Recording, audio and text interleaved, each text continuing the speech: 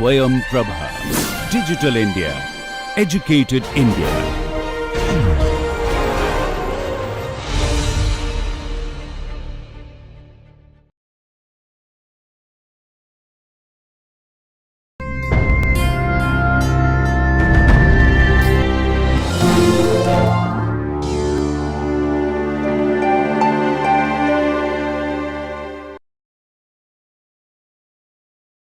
So now let me go and draw the Bode plot. Okay, with all this background, let's go and now construct the Bode diagram for this particular second order transfer function. Okay, so how does it look? So let's draw the Bode plot. Let me first draw the magnitude plot. So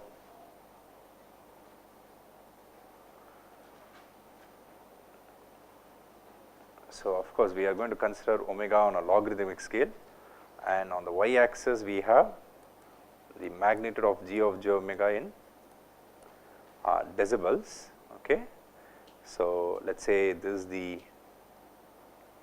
0 decibel line. Let's say this is let me just redraw this. Okay, so let's say like this is the 0 decibel line. Let's say this is minus 20. Let's say this is minus 40. Okay, so that's what we have. And let's say this is omega n. Let us say this is 10 times omega n. Let us say this is 0.1 times omega n. Okay, because I am considering the natural frequency as a corner frequency. Okay, so let me use the same color code as yesterday for the what to say asymptotes. Let me just scroll up and see what colors I used. So for the low frequency asymptote I use pink and yellow for the high frequency asymptote. Okay, great. So the low frequency asymptote here is going to be the 0 decibel line once again. So this is the pink line as the low frequency asymptote. So the high frequency asymptote is going to have a slope of minus 40 decibels per decade, right? So at omega equals omega n, the high frequency asymptote will be value will be 0. At omega equals 10 times omega n, what should be its value? Minus 40, right? Because in one decade it decreases by minus 40, right? So at omega equals 10 times omega n, we are going to have minus 40. So as a result, the high frequency asymptote is going to be something like this. Okay.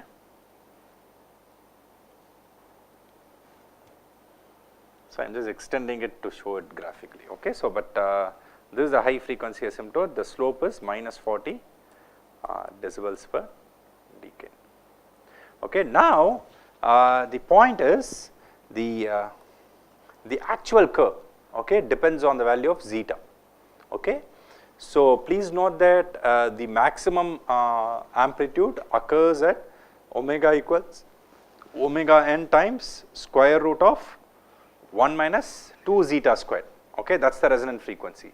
So as zeta increases from 0, what do you think will happen to this resonant frequency?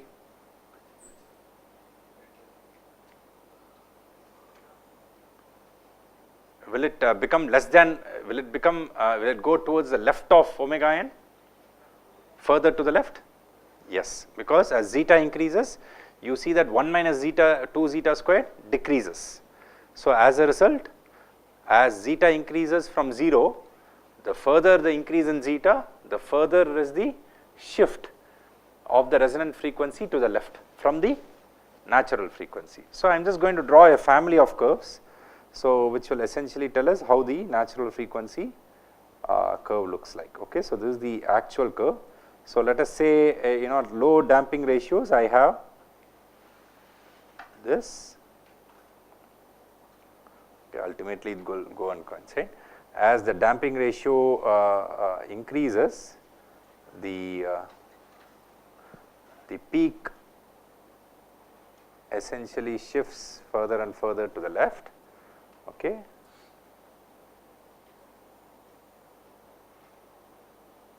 Okay, but anyway, after some time, everything goes to the high frequency asymptote, right? So yeah, so I am just drawing a freehand sketch, so please pardon the approximate diagram. Okay. So what happens is that this is how the peak changes, right, as zeta increases. Of course, after zeta greater than 1 by root 2, you see that the maximum value never crosses 0 decibels. Okay, that means that there is no peak as such, right, for zeta greater than 1 by root 2. So that's why the maximum value is 0 decibels, right. So that's it, the low frequency asymptote is the highest value. Okay.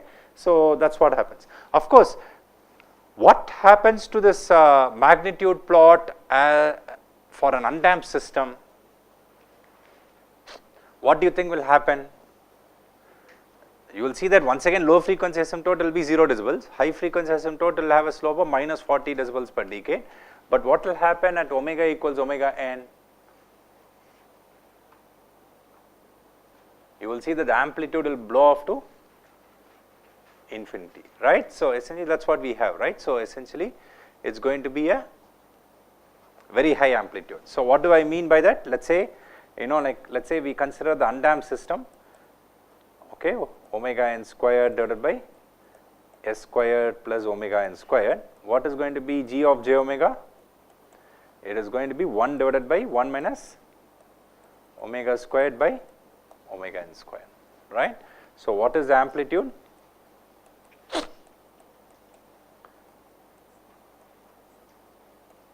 It is the same, right. So essentially, but anyway,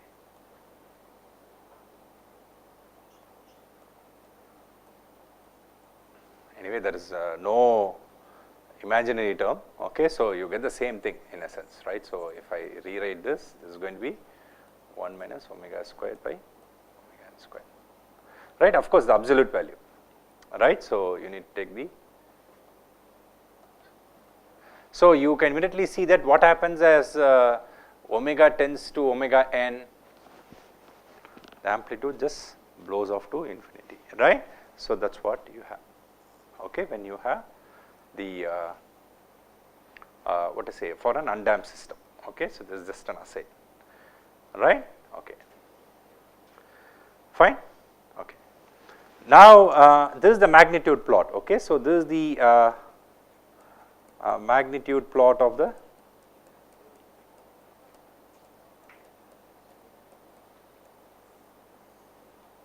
second order term that we have been considering. Now what about the phase? So please note that the phase is going to be g of j, phase of g of j omega was essentially what? Minus tan inverse of 2 zeta omega by omega n divided by 1 minus omega squared by omega n squared. So one can immediately figure out that this phase goes to 0 degrees as omega tends to 0. This goes to minus 90 degrees as omega equals omega n, okay. This essentially goes to minus 180 degrees as omega tends to infinity, okay. So this is what happens to this, to the phase plot, okay, of this particular factor. So if you want to plot the phase plot, what will happen is the following, okay. So let me plot the phase plot of this particular transfer function. So this we are going to plot in degrees. So let us say this is 0, minus 90, then minus 180, then we have omega n, 10 times omega n and 0.1 times omega n, okay. So what is going to happen is the following. So 0 to 1 minus 180 are the two bounds,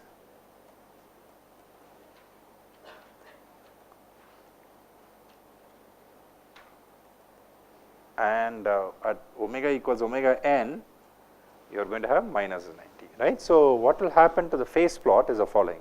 So as zeta starts to increase from 0, we are going to have the phase plot go something like this, and as zeta keeps on increasing it becomes like this, okay. We are going to get a family of curves, right. So depending on the value of zeta, So, this is for a lower zeta, okay. So, you are going to get a stronger inflection, okay. So, this is what happens as zeta increases, okay. So, that is just a family of curves, just to show you how the phase changes, okay, for this particular factor, okay, as zeta increases from 0, okay. So, that is the phase of this particular second order transfer function, and if you consider the reciprocal of that, which is s squared by 2 zeta omega n s plus omega n squared divided by omega n squared. So, what will happen? You will just get the mirror image right above the 0 decibel line. So, but I leave that to you as homework, okay. So, the 7th factor is essentially this, which is essentially the reciprocal of the factor that we just considered. So, what I want you to do is do it as homework, okay. So, this will be a mirror image of this one, okay, right. Okay, any questions here? Fine. So, I am just going to leave you with one more question to think about, right, and then like we will continue and discuss it in the next class, right, and then we will do an example, okay. In the next class we are going to do an example of the construction of the Bode diagram, but I am just going to leave you with a question, okay, to essentially think about. So, we are done with this, okay. So, this next discussion is on minimum phase and non-minimum phase systems, okay. So, I told you that when we come to frequency response, I will revisit minimum phase and non-minimum phase systems, right. So, do you remember what is a non-minimum phase system? Of course, we are assuming stable systems. When did we use the adjective non-minimum phase, do you remember? When there was 0 in the right of plane, right, that was a non-minimum phase, right. When all the zeros are in the left of plane, it is a minimum phase, right. So, I told you that like I will revisit and then like tell you the reason behind this terminology from the perspective of frequency response, right. I am just going to leave you with a question from which you can figure out the answer, and then we will anyway discuss the answer tomorrow, right. So, let us say consider 2 systems, okay, of course 2 stable systems, right, to begin with, alright. So, 2 stable systems whose transfer functions are, okay. So, G1 of s is going to be equal to 1 minus T of s divided by 1 plus T1 of s, okay. So, T greater than 0, T1 greater than 0, okay, and G2 of s is going to be equal to 1 plus let us say G1 of s was, I am sorry about it, let us say G1 of s is 1 plus and G2 of s, let us say we call it as 1 minus, okay, 1 minus T of s divided by 1 plus T1. This is not, sorry about that, this is T1s, right. So, this is also going to be T1s, okay. So, T greater than 0, T1 greater than 0. So, immediately you see that both transfer functions have a pole at minus 1 by capital T1, which is in the left of plane, right. No issues regarding the stability of either systems, right. So, what is the magnitude of the sinusoidal transfer function? So, but before we calculate the magnitude, let us write G1 j omega, that is going to be equal to 1 plus j times T omega divided by 1 plus j T1 omega, right. I am sure you agree, right. I am just substituting s equals j omega, that is about it, okay. Similarly, G2 j omega is going to be 1 minus j times T omega divided by 1 plus j times T1, right. So, what is the magnitude of G1 j omega? It is going to be square root of 1 plus T squared omega squared divided by square root of 1 plus T1 squared omega squared, right. So, as I told you, you just need to take the as it stands, you know, like whatever factors you have, you take the algebraic the ratios of the individual factors themselves, right. So, that is it, right, the magnitudes of the individual factors, right. So, what is the magnitude of G2 j omega? It is going to be 1 square root of 1 plus T squared omega squared divided by square root of 1 plus T1 squared omega squared. So, what can you say about the two magnitudes? Same, right, they are equal in magnitude, right, for all omega. So, you give me any omega, you can see that the magnitude of G1 j omega and magnitude of G2 j omega are the same. Now, let us look at phase of G1 j omega. Okay. What is the phase of G1 j omega? It is going to be tan inverse of T omega minus tan inverse of T1 omega, right. So, then what is the phase of G2 j omega? It is going to be minus tan inverse of T omega minus tan inverse of T1, right. So, what do you think happens to the phase of G1 j omega as omega tends to infinity? Tends to 0, right. What can you say about the phase of G2 j omega as omega tends to infinity? It tends to minus 180. So, which has the minimum phase? G1, right. See, G2 j omega phase tends to minus 180, G1 tends to 0, right. So, I hope it is clear now why the system with the transfer function G1 is called minimum phase and why the system with the transfer function G2s is called non-minimum phase.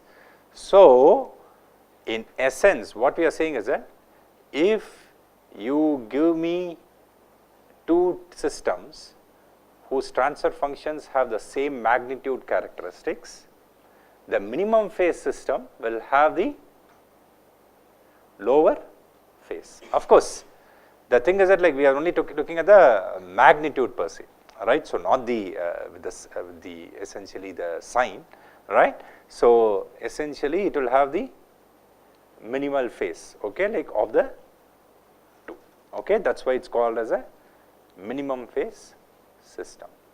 The question I am going to leave you with is that how can we generalize it for any nth order system, okay. Let us say, you know, like what was our general transfer function, you remember? G of s was n of s by d of s, right. N of s was a polynomial of order m, d of s was a polynomial of order n, right.